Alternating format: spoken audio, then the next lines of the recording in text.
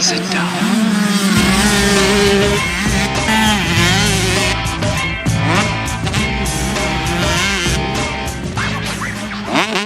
This is one of the better jump faces on the whole track. Look at that. There was actually a couple kids jumping it on their 125 two-strokes. No idea how. I'm not going anywhere near it. But all the faces are just like that. It's pick a rut, but you're not getting just a rut. You're also getting acceleration bumps, kickers on the top. They got a cool place over here. It's I don't know if they do like weddings or it's just basically like a little venue. But I heard the announcer say something like it's built to kind of be shaped like a Viking ship, because when the Vikings, when their ships would sink, they would pull them aground somehow and flip them on their top and make houses out of them. And that's apparently what that's modeled to be like. But it's really cool up here. There's nice landscaping. Everything's manicured. They got some really cool benches and stuff over there. Just a top-notch facility, guys.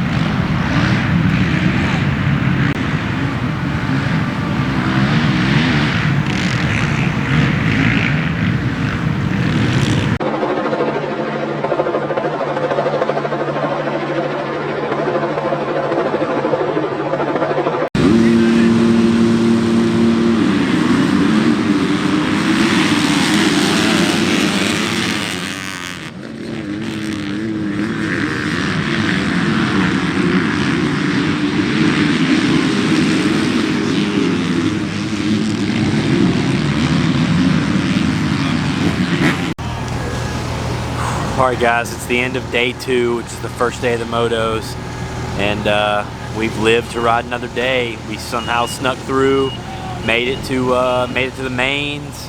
There were still too many guys for one gate in my class, so they ran 2 different heats, and you had to get top 16.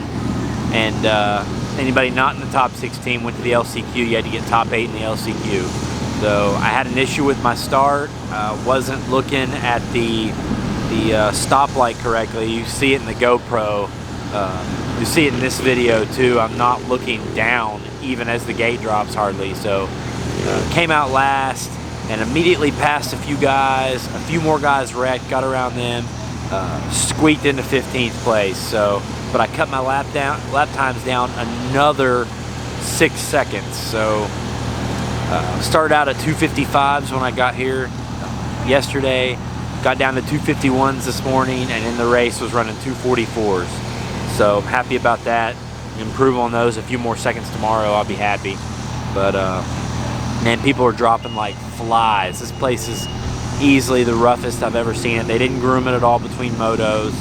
A couple guys didn't make it to the line, and of the ones that did, like 4 or 5 pulled off the track in the middle of the race. Like a few other guys were just like, you could tell they were done.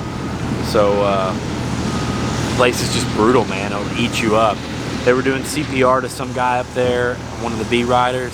I heard that he hit a kicker and then crashed and then got ran over.